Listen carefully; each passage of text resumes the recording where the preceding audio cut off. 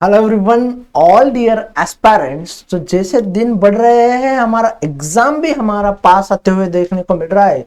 और आज के इस सेशन में हम बात करेंगे किसकी, तो बायोप्रोसेस इंजीनियरिंग से आए गए सवालों की। कौन से, तो हमारे एग्जाम गेट में और पीवाईक्यू का डिस्कशन करेंगे 2023 का। जितने भी सारे सवाल आए थे बायोप्रोसेस इस इंजीनियरिंग सब्जेक्ट से और उसी के साथ साथ सारे न्यूमेरिकल टाइप क्वेश्चन का आज हम इस सेशन में क्या करने वाले हैं, तो डिस्कशन करने वाले हैं मेरे दोस्तों। तो चलो सेशन को स्टार्ट करते हैं और सबसे पहले सवाल की बात करते हैं।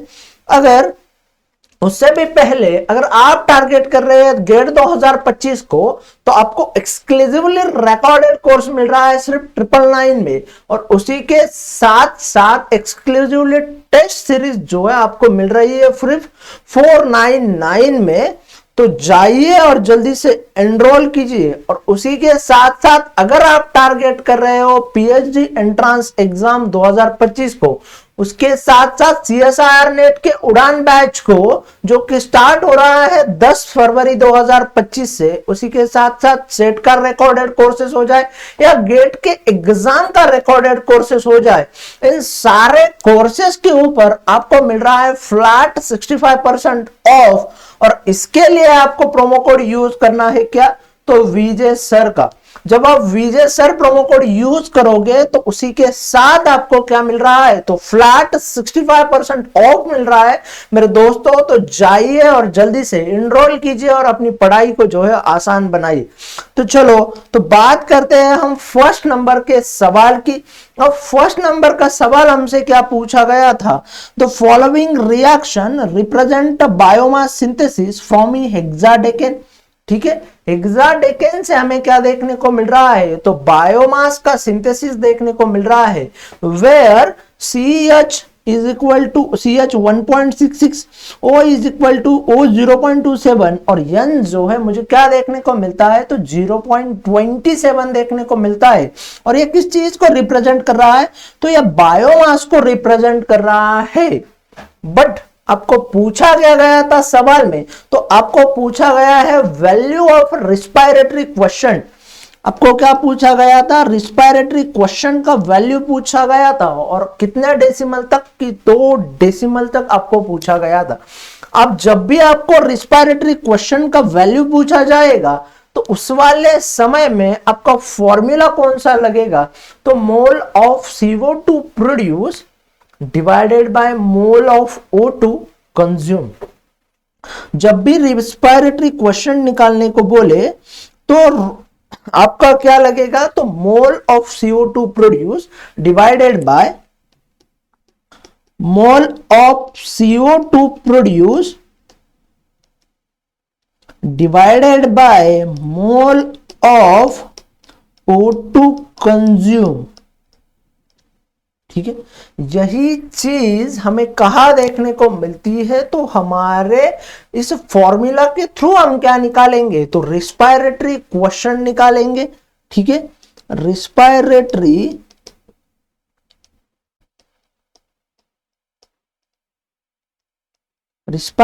क्वेश्चन निकालने के लिए आपको क्या करना होगा, तो इस फॉर्मूला का यूज करना होगा।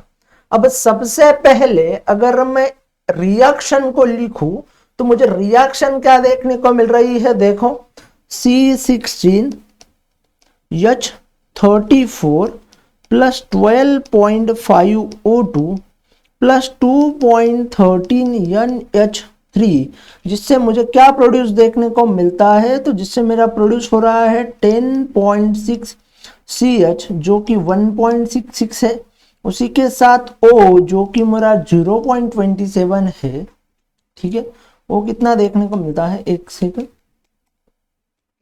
वो कितना देखने को मिल रहा है, तो 0.27 प्लस 5.37 CO2।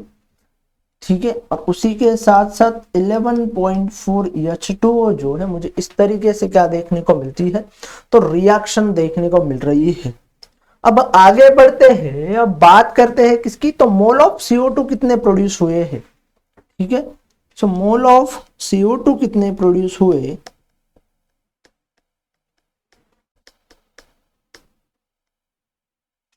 अब मोल ऑफ CO2 प्रोड्यूस की बात हो रही है तो वो कितने देखने को मिलते हैं मुझे, तो 5.37 क्या देखने को मिलते हैं, तो मोल ऑफ CO2 प्रोड्यूस हो रहे हैं उस रिएक्शन से। और मोल ऑफ O2 का कॉन्सेंट्रेशन कितना है, मोल ऑफ O2 कितने कंज्यूम हो रहे हैं, मोल ऑफ O2 कंज्यूम कितने हो रहे हैं, तो मुझे देखने को मिल रहा है कि मोल ऑफ O2 का कंज्यूम जो है वो लगभग कितना है, तो 12.5 है, जो कि हमें क्या देखने को मिलता है, तो रिएक्शन में देखने को मिलता है। और 5.37 CO2 ये क्या देखने को मिलता है, ये दोनों चीजें मुझे यहाँ पे रिएक्शंस में देखने को मिल रही है। बस इन्हीं चीजों को उठाना था और मेरे रिएक्शंस में पुट कर देना था। अब जैसे ही मैं इन चीजों को रिएक्शंस में पुट करता हूं तो फिर मेरा आंसर क्या बन जाएगा, तो 5.37, ठीक है, 5.37 डिवाइडेड बाय 12.5 और जिसका आंसर क्या बन जाएगा, तो आंसर बन जाता है 0.4296 और इसको 2 डिजिट तक लाया जाए तो फिर आंसर क्या होगा मेरा, तो 0.43 जो है वो आंसर देखने को मिलता है कितना, तो रेस्पिरेटरी क्वेश्चन का वैल्यू जो आ रहा है वो क्या आ रहा है, कितना आ रहा है, तो 0.43 आ रहा है। ये ही हमारे पहले न्यूमेरिकल का क्या देखने को मिलता है, तो आंसर देखने को मिलता है मेरे दोस्तों। आगे बढ़ते हैं और बात करते हैं नेक्स्ट न्यूमेरिकल की। अब नेक्स्ट न्यूमेरिकल में हमसे क्या पूछा गया था कि temperature of reaction with an activation energy की वैल्यू है 515, ठीक है, 15 kilo calorie per mole is increased from 300K to 310K if the value of ideal gas constant R जो कि कितनी है, तो 1.9872 calorie per mole per kelvin. The ratio of the reaction rate constant K310 divided by K300 कितना होगा, कितना देखने को मिलेगा, ठीक है। अब हमें क्वेश्चन में बात की गई है किसके रिगार्डिंग, किसके क्वेश्चन के रेशो निकालने की, तो वो है K300 डिवाइडेड बाय K300 का जो रेशो है वो हमें निकालना है। 3110 डिवाइडेड बाय 300 का हमें रेशो निकालना था। बस अब हमें क्या क्वेश्चन पुट करना है, हमें क्या पुट करना होगा, तो हमें बात करनी है किसकी, तो हम एक इक्वेशन यूज करते हैं और इक्वेशन या फॉर्मूला भी बोल सकते हैं, K2 divided by K1 is equal to e to the power of हमें कितना देखने को मिलता है, तो EQ अपॉन ER, ठीक है, और उसी के साथ साथ 1/T1 माइनस 1/T2, ठीक है। इस तरीके से हमें क्या करते हैं, तो हम इस इक्वेशन का यूज करेंगे किसके रिगार्डिंग, तो क्वेश्चन को सॉल्व करने के रिगार्डिंग। अब जो है हमारे पास कुछ वैल्यूज है, EA है, ठीक है, सो कुछ वैल्यूज है उनको लिखेंगे और फिर क्या करते हैं, तो क्वेश्चन को सॉल्व करते हैं। तो सबसे पहले बात करूं मैं किसकी, तो एक्टिवेशन एनर्जी की। तो एक्टिवेशन एनर्जी कितना देखने को मिलती है, देखो, तो एक्टिवेशन एनर्जी जो है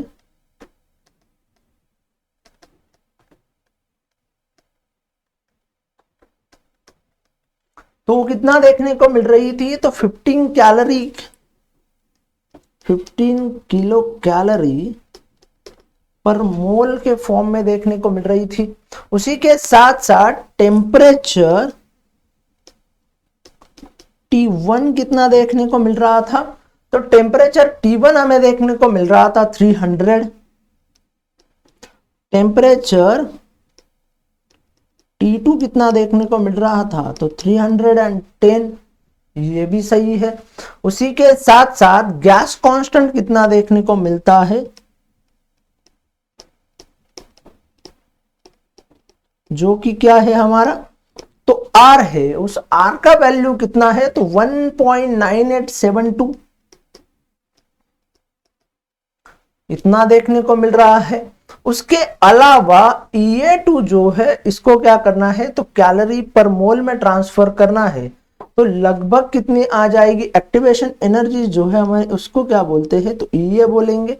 ठीक है, अब EA को जो है किलो कैलोरी से क्या करेंगे, हम कैलोरी में ट्रांसफर करेंगे। EA to calorie, so 15 into 1000, जो कि आंसर कितना आता है, तो 15,000 क्या देखने को मिलती है। तो कैलोरी हमें देखने को मिलेंगी। ठीक है, कैलोरी पर मोल हो जाएगा, सॉरी तो इतना जो है वैल्यू देखने को मिलता है। अब हम क्या करते हैं, तो कंपेयर करेंगे किसको, तो T1 को और T2 को। ठीक है, अब हम नेक्स्ट चीज क्या करते हैं, तो कंपेयर करेंगे, कंपेयर T1 एंड T2। अब कंपेयर करने के लिए हमारे पास फॉर्मूला क्या है, तो 1/T1 कितना है, तो 300 है, माइनस 1/T2 कितना है, तो 310 है। यहां तक आप सभी को चीजें क्लियर होगी। अब इसी चीजों को मैं क्या करता हूं, तो मैं क्रॉस मल्टीप्लाई कर दूंगा, और क्रॉस मल्टीप्लाई कैसे ही करता हूं, तो आंसर क्या जाता है मेरा, 310 डिवाइडेड बाय 300 डिवाइडेड बाय क्या हो जाएगा, तो 300 इंटू 310। ठीक है, अब इस चीजों का आंसर क्या निकलता है, इस चीज का आंसर हमें क्या निकलते हुए देखने को मिलता है, तो 10 आउट ऑफ 10 डिवाइडेड बाय 93,000। उसके साथ साथ और कितनी वैल्यू आएगी, तो 93,000 टोटल वैल्यू बन जाएगी हमारी। ठीक है, अब जो है कुछ चीजों को आपको क्या करना है, तो इन चीजों को मैं अगर एग्जैक्टली फॉर्म में लिखूं, तो मेरा आंसर क्या बन जाता है मेरे दोस्तों, तो आंसर बनते हुए देखने को मिलेगा 1.075 into 10 to the power 4। 1.075 into 10 to the power 4 जो है वो आंसर देखने को मिल जाता है। बस मुझे क्या करना था, तो मुझे कंपेयर करना था एक्सपोनेंट फॉर्म को। अब मेरा आंसर क्या बन जाएगा, देखो, तो EA मेरा इक्वेशन कहाँ है, तो यहाँ है। अब EA की वैल्यू कितनी है मेरी, तो 15,000 है। ठीक है, यहाँ फॉर्मूला लिख लेते हैं, K2 upon K1 is equal to E to the power of EA upon R। उसी के साथ साथ वैल्यू क्या थी, तो 1 minus T1 divided by 1/T2 का वैल्यू थी। अब K2 और K1 को अगर कंपेयर करना है, तो E to the power EA की वैल्यू कितनी है, तो मेरी है 15,000। वहीं पे मेरा R की वैल्यू कितनी है, तो 1.9872। और इसी के साथ साथ ये वैल्यू किसकी है मेरी, तो T1 T2 की है। तो इसको मैं क्या करते हूँ, 1.075 इंटू 10 टू दी माइनस 4, इस वैल्यू को क्या करता हूं, तो मल्टीप्लाई करता हूं। तो मेरा आंसर फाइनली नॉर्मली आंसर निकालना है मुझे, तो वो कितना हो जाएगा, तो जब मैं टोटल कैलकुलेशन करूंगा, तो E टू दी पावर क्या आ जाएगा, तो 0812 आ जाएगा। ठीक है, E टू दी पावर कितना आता है, 0812 आता है। और जिसको फाइनली अगर कैलकुलेट करे, तो E टू दी पावर 0812 हो जाएगा। तो उसका वैल्यू कितना बन जाएगा, तो 2.25 हो जाएगा। ठीक है, तो वैल्यू कितना हो जाता है, तो 2.25 जो है वो वैल्यू हो जाएगा। ठीक है, आपको याद क्या रखना है, तो ये इक्वेशन याद रखना है जो कि टोटल एक्सपोनेंट फॉर्म में है, या हम कंपेयर कर सकते हैं किसको, तो एक्सपोनेंट फॉर्म को। ठीक है, इस तरीके से अगर आप इस क्वेश्चन को सॉल्व करते हो, इस क्वेश्चन को में कोई ज्यादा अलग से चीजें नहीं है, बस आपके लिए क्या है, तो आपके लिए बस एक फॉर्मूला अच्छे से आपको आना चाहिए था। जैसे ही फॉर्मूला आ जाता, आपका इक्वेशन जो है क्या हो जाता, सॉल्व हो जाता। ठीक है, सो इतनी सारी सिंपल सिंपल चीजों के ऊपर जो है 2023 में क्या पूछे गए थे हमें, तो हमें न्यूमेरिकल पूछे गए थे। ठीक है, चलो आगे बढ़ते हैं और बात करते हैं नेक्स्ट क्वेश्चन की। और नेक्स्ट क्वेश्चन हमें क्या देखने को मिलता है, तो E coli is a cultivated in a chemostat operated at a dilution rate of 0.2 hour. The value of biomass yield due to oxygen consumption and the steady state biomass concentration are 0.2 ग्राम पर ग्राम, और उसी के साथ साथ 10 ग्राम पर लीटर हमें देखने को मिलता है। कैसे, तो respectively the oxygen transfer rate in a gram per litre per हावर हमें क्या देखने को मिलता है। तो देखते हैं हम इस इक्वेशन को, इस प्रॉब्लम्स को क्या करते हैं, तो सॉल्व करते हैं। तो चलो डाइल्यूशन रेट कितना दिया है हमें, तो डाइल्यूशन रेट दिया है 0.2 हावर। उसके अलावा हमें क्या वैल्यू दी है, तो हमें बायोमास एड दिया है, और बायोमास एड कितना दिया है, तो लगभग 0.2 डिवाइडेड बाय 0 पॉइंट क्या दिया है, तो 10 दिया है। ठीक है, बायोमास एड दी है, और बायोमास एड कितनी है, या बायोमास एड हम कैसे है, तो yx अपॉन ओ, और वो कितनी है, तो 0.2 डिवाइडेड बाय 10 के फॉर्म में देखने को मिल रही है हमें हमारी बायोमास एड। अब स्टेडी स्टेट कॉन्सेंट्रेशन अगर हम लेते हैं, steady state concentration of biomass लेते हैं x के फॉर्म में, तो वो कितना आ जाता है, तो स्टेडी स्टेट बायोमास कॉन्सेंट्रेशन कितना है हमारा,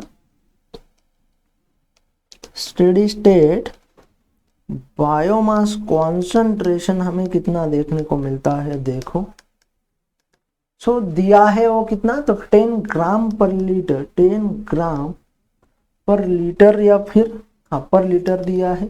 ठीक है, अब इतनी सारी चीजें हुई, अब ऑक्सीजन ट्रांसफर रेट क्या है, हमें ऑक्सीजन ट्रांसफर का रेट निकालना है, और ऑक्सीजन ट्रांसफर का रेट निकालने के लिए हमारे पास एक फॉर्मूला होता है, और उस फॉर्मूला का नाम क्या है, एक्स डी। ठीक है, x D upon y x divided by 0। ठीक है, सो ये क्या है हमारे पास, तो एक फॉर्मूला है। अब इसी फॉर्मूला का हम क्या करेंगे, तो यूज करेंगे। अब yx डिवाइडेड बाय 0 है हमारा 0.10। अब x जो है, जो कि क्या है, steady state biomass concentration x हमें कितना देखने को मिलता है, तो 10 ग्राम है, और d कितना देखने को मिल रहा है, तो 0.2 हावर देखने को मिल रहा है।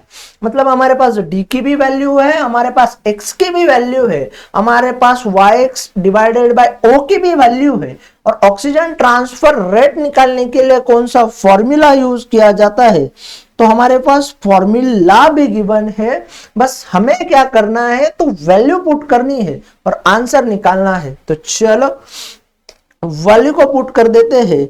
क्या है हमारा, तो ऑक्सीजन रेट या ऑक्सीजन ट्रांसफर रेट, जिसको हम क्या बोलेंगे, तो OTR बोलेंगे।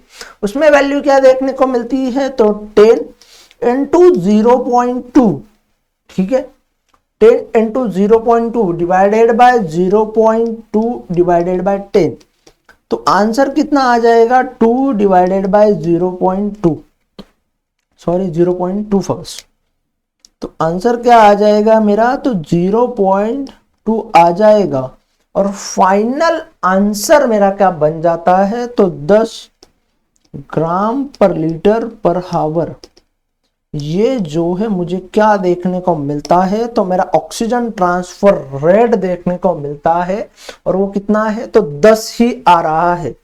तो आपको ऐसे प्रॉब्लम्स अगर आपके फिर एक दफा आपके एग्जाम में देखने को मिलेंगे, तो आपको सिंपली क्या करना है, तो ऐसे न्यूमेरिकल्स का, ऐसी चीजों का क्या करना है, तो यूज करना है मेरे दोस्तों, और आपको क्या हो जाएगा, आपके सारे प्रॉब्लम्स क्या होते हुए देखने को मिलेंगे, तो सॉल्व हो जाएगी। इतने इजी प्रॉब्लम्स जो कि अगर वैल्यू कोई देखे तो पूरा दंग रह जाए, उसको टेंशन आ जाए, इस तरीके से प्रॉब्लम से। बट जब हम सॉल्व करने को लेते हैं, जब हम वैल्यू पुट करते हैं, तो बस हमारे पास क्या है, तो वैल्यू है, और वैल्यू के अकॉर्डिंग जैसे ही हम जाते, तो हमारे प्रॉब्लम्स क्या हो रहे हैं, तो सॉल्व हो रहे हैं, हमारे न्यूमेरिकल सॉल्व हो रहे हैं। आगे बढ़ते हैं और बात करते हैं नेक्स्ट क्वेश्चन की। और नेक्स्ट क्वेश्चन में हमसे पूछा है एक्वियस टू फेज एक्सट्रैक्शन।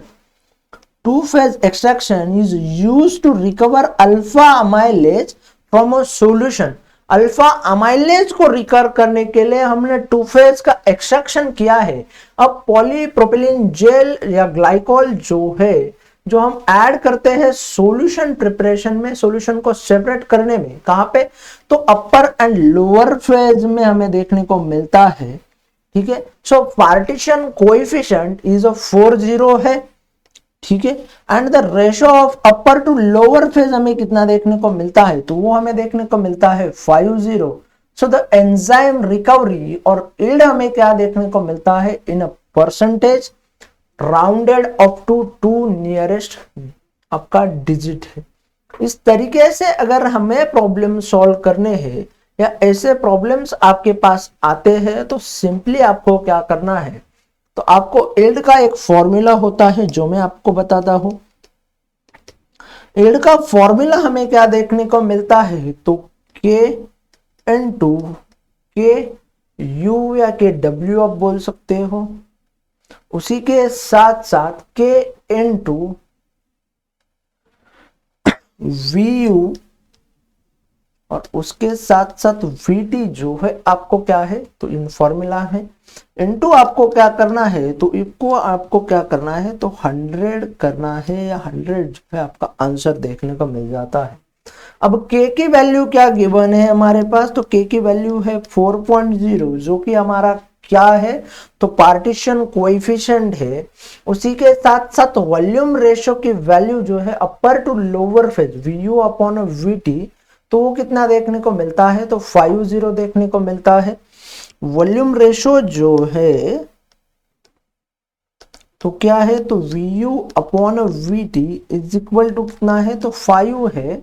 अगर मुझे Vu निकालना है, क्या Vu, तो मेरे वैल्यू क्या हो जाएगी 5 इंटू Vt। ठीक है, ये क्या देखने को मिलेगी, मुझे वैल्यू देखने को मिलेगी किसकी, तो Vu की। ठीक है, यहां तक आप सभी को क्लियर होगा। ठीक है, अब यही वैल्यू किसकी आती है, तो Kw की आती है। ठीक है, Vu से अच्छा है हम यहाँ पे Kw लिखें।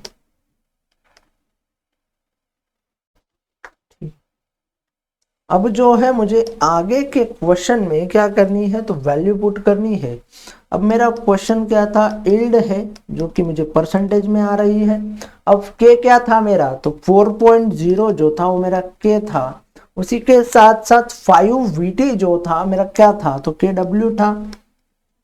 अब मैं आगे बढ़ता हूं तो फिर से आ जाता है मेरा क्या, तो K है मेरा फिर से 4.0, Vu है मेरा क्या, तो 5 Vt। ठीक है, 5 Vt और उसी के साथ साथ क्या देखने को मिलता है, तो T1 जो है वो मल्टीप्लीकेशन को जाए।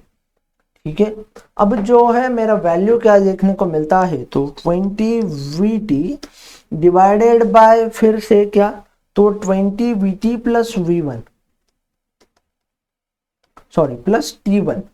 अब ये बात जब हम आगे बढ़ते हैं तो Vt क्या हो जाएगा, तो कैंसिल हो जाएगा। और ठीक है, Vt 20 Vt क्या हो जाएगा, तो कैंसिल हो जाएगा। डिवाइडेड बाय आंसर क्या रहेगा, तो T1 की जो वैल्यू है मेरी क्या देखने को मिलती है, तो V के बराबर देखने को मिलती है, तो 20 डिवाइडेड बाय 21 आ जाएगा। ठीक है, और इनटू क्या हो जाता है, तो 100 हो जाता है। और जब इस कैलकुलेशन को आगे हम सॉल्व करते हैं तो 20 इंटू 25 डिवाइड बाय 95.24% जो है हमें क्या देखने को मिलेगा, तो यील्ड देखने को मिल जाता है। ठीक है, और राउंडेड ऑफ करना था तो 95% क्या हो जाएगा हमारा, तो आंसर हो जाएगा। ठीक है, अब जो है हमारे पास कुछ वैल्यू गिवन थी, डोंट वरी अबाउट इट। ठीक है, सो हमें एंजाइम रिकवरी और यील्ड पूछी गई थी। अब हमारे पास कुछ वैल्यू थी जो कि क्या है, तो पार्टीशन कोएफिशिएंट है जिसको हम क्या बोल रहे हैं, तो के बोल रहे हैं। ठीक है, जिसका वैल्यू कितना है, तो 40 है। अब ratio of upper two lower phase of volume जो है हमें क्या देखने को मिल रही है, तो 5 देखने को मिल रही है, जो कि क्या है मेरा, तो वॉल्यूम रेशो है V1 या V की बात करेंगे जो कि कितना है, तो VU अपॉन VT 5 देखने को मिलता है। अगर मुझे KW की या VU की जो कि इक्वल है, ठीक है, KW और VU या VT जो है मेरा क्या है, तो इक्वल है, तो उसकी वैल्यू अगर निकालनी है तो मेरी क्या बन जाती है, तो मेरा फॉर्मूला में मैं वैल्यू पुट कर दूंगा, और जैसे ही फॉर्मूला में वैल्यू पुट की गई, मैथमेटिकल एक्सप्रेशन का यूज किया गया, तो अल्टीमेटली फाइनली हम जाके हमें वैल्यू कितना देखने को मिलती है, तो हमें वैल्यू देखने को मिलेगी हमारी क्या, तो 95%, 95.1% जो है, हमें 95% जो है वैल्यू देखने को मिल जाती है इस क्वेश्चन की। आई होप आप सभी को क्लियर होगा ये क्वेश्चन। अगर नहीं भी है तो भी डोंट वरी, जब आपके सामने ये वीडियो आ जाएगा तो कमेंट बॉक्स में जो है आप मुझे इस क्वेश्चन के रिगार्डिंग बात कर सकते हो। हम अगली वाली सीरीज में फिर से एक दफा इस क्वेश्चन को क्या करेंगे, तो फिर से सॉल्व करेंगे।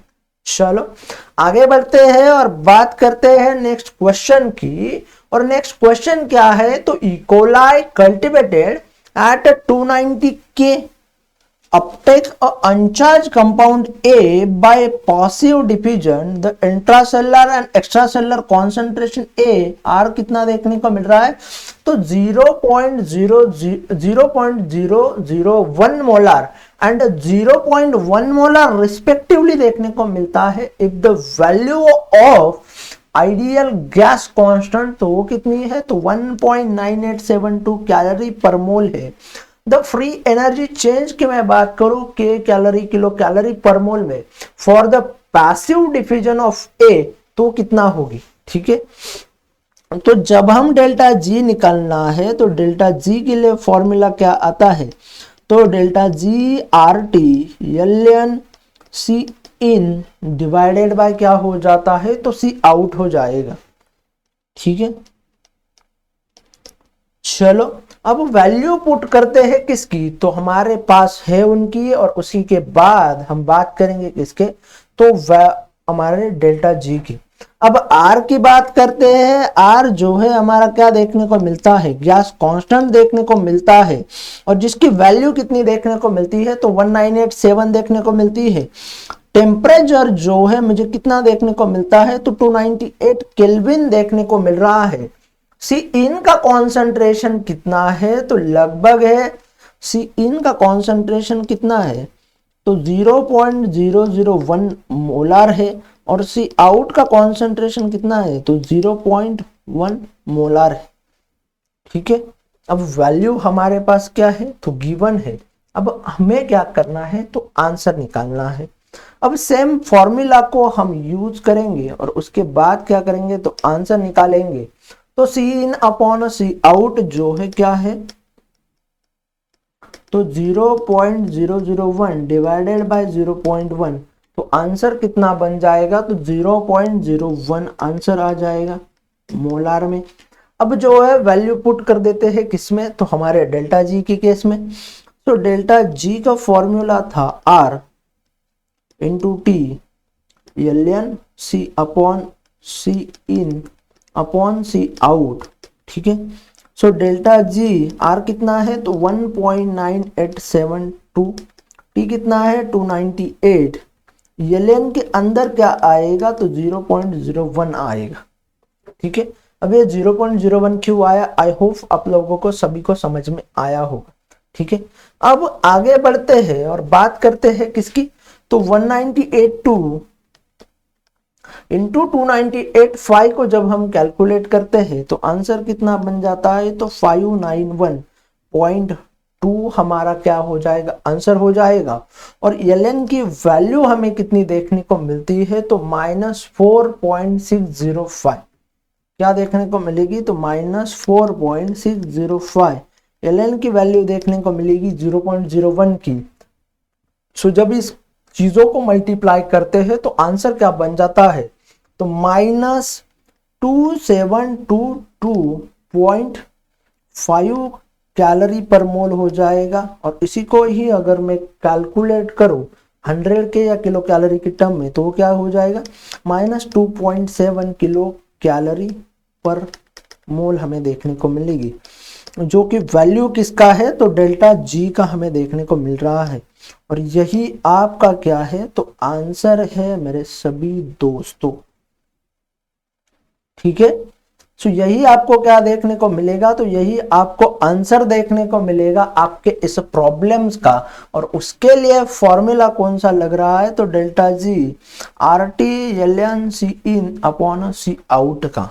ठीक है, आई होप ये प्रॉब्लम सभी लोगों को जो है क्या आया होगा, तो समझ में आया होगा। आगे बढ़ते हैं और बात करते हैं किसकी, तो नेक्स्ट प्रॉब्लम की।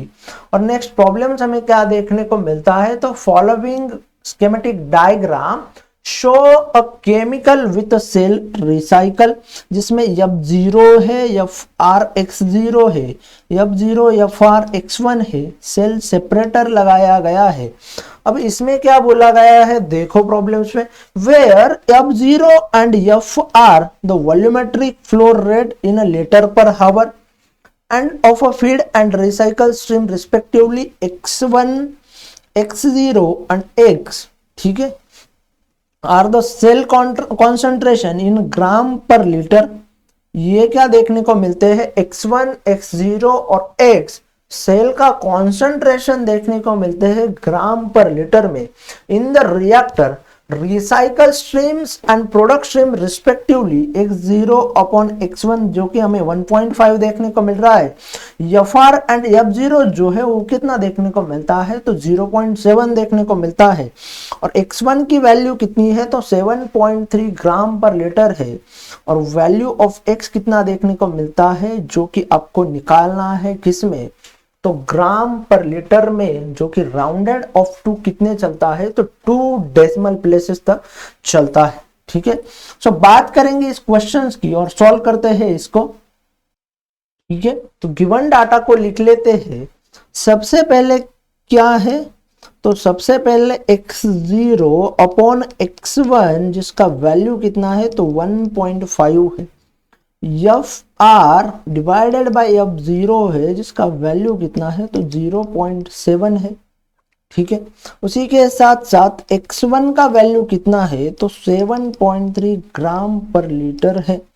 अब हमारे पास लगभग सारी चीजें हैं, हमें क्या कैलकुलेट करना है, तो प्रोडक्ट x को क्या करना है, तो कैलकुलेट करना है।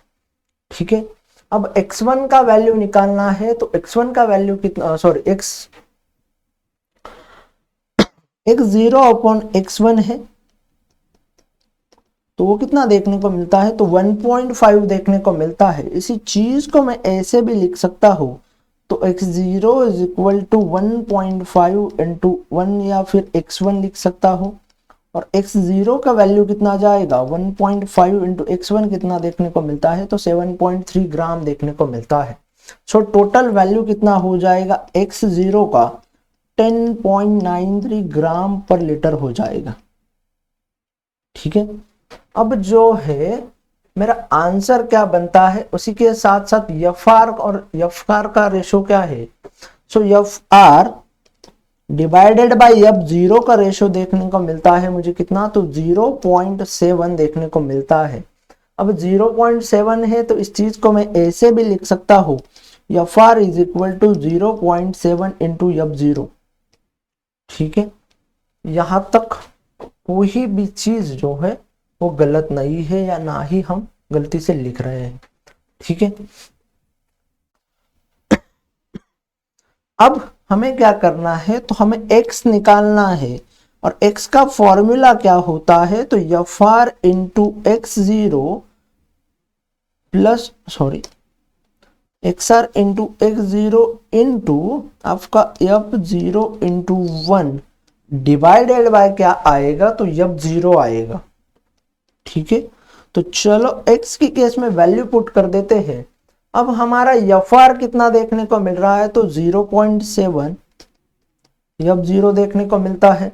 उसी के साथ साथ x0 का वैल्यू कितना है, तो 10.95 है। ठीक है, अब उसी के साथ साथ x1 का वैल्यू कितना है, F0 का वैल्यू कितना है, तो F0 का वैल्यू है हमारे पास F0 का, वैसे ही रख देते हैं। अब उसी के साथ साथ x1 कितना देखने को मिलता है, तो 7.3 ग्राम पर लीटर देखने को मिल रहा है।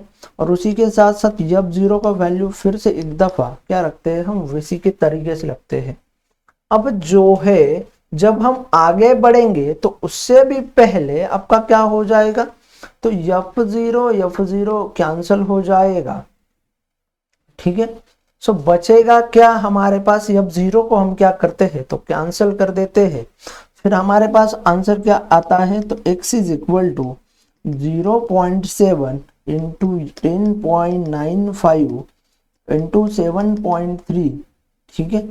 So x is equal to answer क्या आ जाएगा फाइनली, तो 7.665 प्लस 10 सॉरी इनमें प्लस का साइन है, ये याद रखना, ठीक है। तो 7.09 इंटू एक्स पॉइंट सॉरी ठीक है, हाँ। तो 10.95 इंटू 0.7 अगर हम करते हैं तो उसका आंसर कितना हो जाता है, तो 7.665 हो जाएगा। और इसी के साथ साथ ये 7.3, तो x का वैल्यू इन दोनों को क्या करते हैं, तो इन दोनों की एडिशन करते हैं तो लगभग आ जाता है 14.9665, ठीक है, 14.9665। और इसका अल्टीमेटली वैल्यू कितना बन जाता है, तो 15, ठीक है। सो आंसर क्या आ जाएगा हमारा इस क्वेश्चन का, तो 15 जो है हमें करेक्ट आंसर देखने को मिलता है इसी सवाल का, इस क्वेश्चन का। फिर हम जो है वो आगे बढ़ते हैं और बात करते हैं नेक्स्ट सवाल की। और नेक्स्ट सवाल हमें क्या देखने को मिलता है, तो value of the consistency of index K in the flow rate, ठीक है। So value of the consistency index K in the flow behaviour n of a dilatant fluid, जो कि यूनिट क्या है, तो 0.415 in a CGS unit and 1.23 respectively हमें देखने को मिलता है। द वैल्यू ऑफ किसकी वैल्यू, तो apparent viscosity in a gram per centimetre per second of this fluid at a share of 16 years, मतलब 60 जो है हमें विस्कोसिटी देखने को मिल जाती है इस चीजों की। और हमें क्या कैलकुलेट करना है, ठीक है, तो value of the apparent viscosity देखनी है। अब जो है हमें क्या कैलकुलेट करना है, तो एन ए, इसके लिए फॉर्मूला लगता है N A is equal to K gamma n-1, ठीक है। अब कंसिस्टेंसी इंडेक्स जो है हमारा क्या हो जाता है, के कंसिस्टेंसी इंडेक्स क्या हो जाता है, तो के, जो कि कहा बताया है, यहां बताया है, ठीक है। उसी के साथ साथ फ्लो बिहेवियर इंडेक्स क्या हो जाता है, तो n, जो कि कहा बताया है, तो यहां बताया है। फ्लो बिहेवियर इंडेक्स जो कि क्या है हमारा, तो n है, ये k है। उसी के साथ साथ और हमें क्या देखने को मिलता है, तो शेयर रेट देखने को मिलता है, शेयर रेट देखने को मिलता है, जो कि क्या है, तो गामा है। और उसकी वैल्यू कितनी है, तो 60 सेकंड पर है। अब जो है हमें क्या करना है, तो कैलकुलेशन के थ्रू जाना है, कैलकुलेशन करना है। अब k की वैल्यू जो है मुझे कितनी देखने को मिलती है, तो 415 देखने को मिलती है। n की वैल्यू जो है मुझे 1.23 रिस्पेक्टिवली देखने को मिल रही है। बस मेरे पास सारी चीजें हैं, मेरे पास फॉर्मूला है। अब इसी के साथ मैं क्या करता हूं, तो आगे जाता हूं और मेरा क्या निकालता हूं, तो आंसर निकालता हूं। अब जो है यानी is equal to eta is equal to K gamma और n-1 आपको वैल्यू देखने को मिलेगी। के की वैल्यू जो है आपको कितनी देखने को मिलती है, तो 0.415 देखने को मिलती है। उसके साथ साथ इसकी वैल्यू जो है वो 60 हो जाएगी। n की वैल्यू जो है वो आपको देखने को मिल रही थी 1.23 - 1, ठीक है। अब क्या करना है आपको, 0.1415 इंटू 60, एक सेकेंड, इंटू 60 डिवाइड या up to the power of 0.23, ठीक है। अब 0.415 इंटू 60 का 0.23 जो है कितना आता है, तो 0.415 60 का रेस्ट टू दी पावर 0.23 जो है आपका क्या देखने को मिलेगा, तो 3.12 देखने को मिलेगा। बस इसी के साथ आपको एक दूसरे को मल्टीप्लाई करना है और आंसर क्या आ जाएगा, तो 1.296 आ जाएगा। और वो अप्रोक्सीमेटली आपको निकालना था, तो कितना आ जाता है, तो 1 आ जाता है। ठीक है, आई होप आप सभी को ये सवाल क्लियर होगा। हमें नियरेस्ट इंटीजर पूछा गया था और नियरेस्ट इंटीजर क्या है हमारा, तो एक जो है हमारी वैल्यू इस क्वेश्चन की बन जाती है, एक जो है वो वैल्यू आ जाती है। ठीक है, अब इसी के साथ साथ आगे बढ़ते हैं और बात करते हैं नेक्स्ट क्वेश्चन की। और नेक्स्ट क्वेश्चन क्या देखने को मिलता है, an evaporator is insulated glass wool material, जो कि जिसका थिकनेस क्या है, तो 0.15 मीटर थिकनेस है। The inner most surface and the outer surface of insulation are at the 700 degree Celsius है एंड 80 डिग्री सेल्सियस क्या है, तो रिस्पेक्टिवली देखने को मिलता है। The mean thermal conductivity of the glass wool under the condition कितनी देखने को मिलती है, तो 0.29 W मतलब वेट पर मीटर पर केल्विन देखने को मिलती है। The rate of heat loss in a W, जो हीट है उसका लॉस का साइन क्या है, तो W है, through the 1.2 metre per cube. ठीक है, 1.2 metre per square the evaporator wall surface rounded up to the nearest integer. आपको क्या करना है, इस क्वेश्चन का इन चीजों को क्या करना है, तो वैल्यू बताना है। तो चलो इस क्वेश्चन को जो है वो सॉल्व कर लेते हैं और आसान तरीके से हम इसको क्या करते हैं, तो सॉल्व करने की कोशिश करते हैं। तो इसके लिए सिंपल फॉर्मूला का यूज होगा और वो सिंपल फॉर्मूला क्या है हमारा, तो हमें देखने को क्या मिलेगा, तो Q, ठीक है, Q is equal to KA delta T divided by आपका D होगा। ठीक है, अब ये फॉर्मूला देखकर डरने की कोई जरूरत नहीं है। रेट ऑफ हीट लॉस का जो है आपको फॉर्मूला देखने को मिलता है रिगार्डिंग दी सरफेस। आपने ये सारी चीजें थर्मोडायनामिक्स में बहुत अच्छे से देखी होगी। अब जो है हमारे पास K का वैल्यू कितना है, तो K का वैल्यू है 0.29।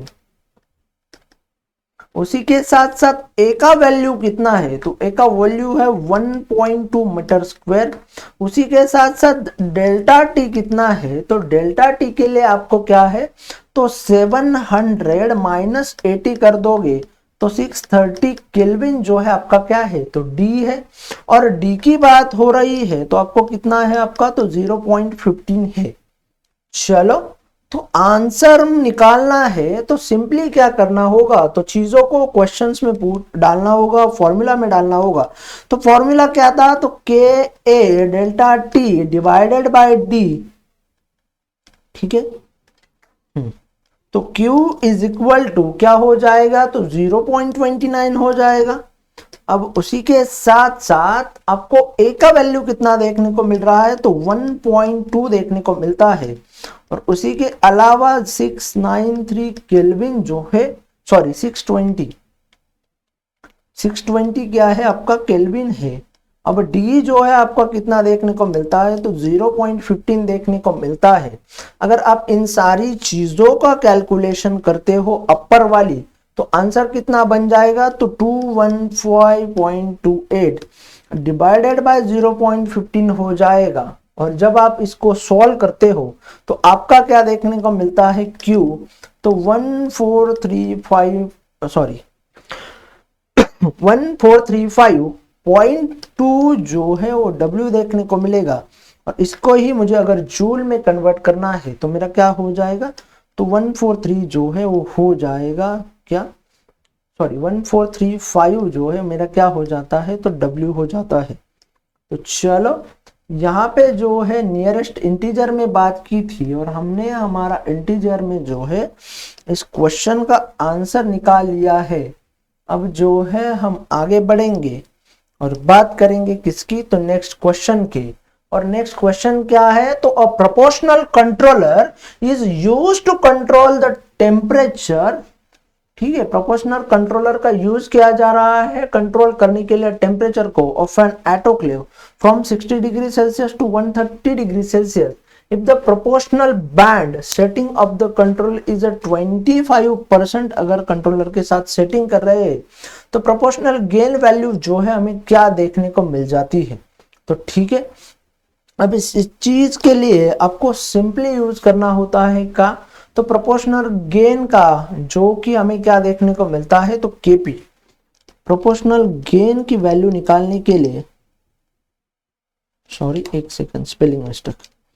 सो वैल्यू क्या है, तो प्रोपोर्शनल गेन अगर आपको निकालना है तो प्रोपोर्शनल गेन की वैल्यू क्या हो जाती है, केपी हो जाती है, जिसमें आपका क्या हो जाता है, तो 100 और पीबी क्या है, तो 25%। प्रोपोर्शनल बैंड आपका कितना आ रहा है, तो 25% आ रहा है। ठीक है, तो 100 डिवाइडेड बाय पीबी हो जाएगा। अब जो है आपका आंसर या पीबी कितना है, तो पीबी है 25%। ठीक है, so KP is equal to 100 divided by 25। KP कितना आ जाएगा, तो सिंपली 4 या 4 जो है आपका आंसर हो जाएगा। ठीक है, तो प्रोपोर्शनल गेन वैल्यू जो है वो कितनी होती है आपकी, तो 4 देखने को मिलती है जब आपका temperature 60 degree Celsius to 130 degree Celsius के फॉर्म में जो है वो कन्वर्ट हो जाएगा। तो ठीक है, आगे बढ़ते हैं और बात करते हैं नेक्स्ट क्वेश्चन की। So DNP master mix is a prepare by combining 40 microliter, ठीक है, सॉरी एक second. So 40 microliter of each 20 millimolar DNTP solution या स्टॉक, जो कि हमें क्या देखने को मिलता है, DATP, DCTP, DGTP और DTTP। 4 microliter of a DNP master mix added to PCR and final volume is adjust कितना किया जाता है, तो 50 माइक्रोलीटर क्या किया है, तो फाइनल वैल्यू एडजस्ट किया है। The concentration in a micromolar किसका, तो of total dNTP in the PCR mix किया गया है। ठीक है, तो चलो इस क्वेश्चन को सॉल्व करते हैं। डीएनटीपी के स्टॉक की बात हो रही है, तो कितना है वो, 20 मिलीमोलार का है। अब वॉल्यूम ऑफ डीएनटीपी कितना है, वॉल्यूम ऑफ डीएनटीपी कितना है, तो 40 माइक्रोलीटर है ईच के लिए। अब डीएनटीपी कितनी है, तो 4 हमें डीएनटीपी देखने को मिलती है। कौन सी, डीएटीपी कितना है, 4 है। डीएटीपी, डीजीटीपी, डीसीटीपी और उसी के साथ साथ गया तो डीटीटीपी।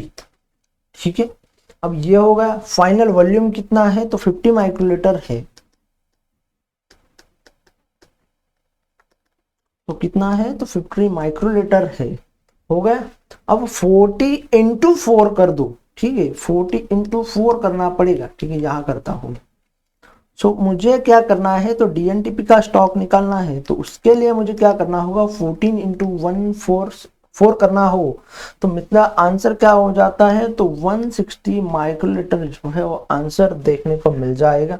Since 4 microlitre of this master mix is added to 50 microlitre in PCR. ठीक है, आपको क्या बोला है, सिंस हम क्या करते हैं, तो 4 microlitre of this master mix, जो मास्टर मिक्स है हमारा कितना, तो 4 माइक्रोलीटर का, उसको क्या करते हैं, ऐड करते हैं किसमें, तो 50 माइक्रोलीटर का आपका फाइनल जो सॉल्यूशन होगा, फाइनल जो सैंपल होगा उसमें, तो उसका डाइल्यूशन फ्लो अगर देखना है तो 4 डिवाइडेड बाय 50 करना होगा। तो आंसर कितना आ जाएगा, तो 0.08 आ जाएगा। ठीक है, अब ये 0.08 को मैं 20 के साथ मल्टीप्लाई करता हूं, जो कि मेरा 20 मिलीमोलार का कॉन्सेंट्रेशन देखने को मिलता है। तो उसका आंसर कितना हो जाएगा, 1.6 मिलीमोलार हो जाएगा। ठीक है, अब जो है 1.6 मिलीमोलार को मैं फिर से एक दफा 4 डीएनटीपी के साथ बात करूंगा। 4 डीएनटीपी मुझे देखने को मिलती है, तो उसका कॉन्सेंट्रेशन कितना हो जाएगा, तो 6.4 मिलीमोलार हो जाएगा। बट फिर भी हमारा क्या है, तो 6.4 मिलीमोलार आंसर आया है। इसको मुझे कन्वर्ट करना है किसमें, तो इसको मुझे कन्वर्ट करना है माइक्रोमोलार में, और जो कि मुझे क्या देखने को मिलता है, तो जो कि मेरा फाइनल आंसर 640 माइक्रोमोलार हो जाएगा। ठीक है, 6.4 को अगर मैं 1000 से मल्टीप्लाई करता हूं तो 6400 हो जाएगा। फाइनली मेरा आंसर क्या बनते हुए देखने को मिलता है, तो 640 माइक्रोमोलार हो जाएगा। ठीक है, जो कि आपका आंसर मिलीमोलार में बताया गया था। सो चलो इसी के साथ इस सेशन को यहीं पे एंड कर देते हैं। हमने बात की है हमारे लाइफ साइंसेस के गेट की सारे सवालों की, जो कि बायोप्रोसेस इंजीनियरिंग और उसके साथ साथ न्यूमेरिकल पूछे गए थे कौन सी एग्जाम में, तो गेट लाइफ साइंस के एग्जाम में ये बूस्ट करती है आपके प्रिपरेशन को। और उसी के साथ साथ आपको 50 मॉक टेस्ट जो है वो फ्री देखने को मिलती है, 50 यूनिट टेस्ट गेट के फ्री देखने को मिल रही है। कहां पे, तो हमारे अपने आईएफएस प्लेटफॉर्म के ऊपर। तो जाइए और जल्दी से एनरोल कीजिए दोस्तों। मिलते हैं किसी अनदर वीडियो में, किसी अनदर सेशन के साथ। तब तक के लिए अलविदा।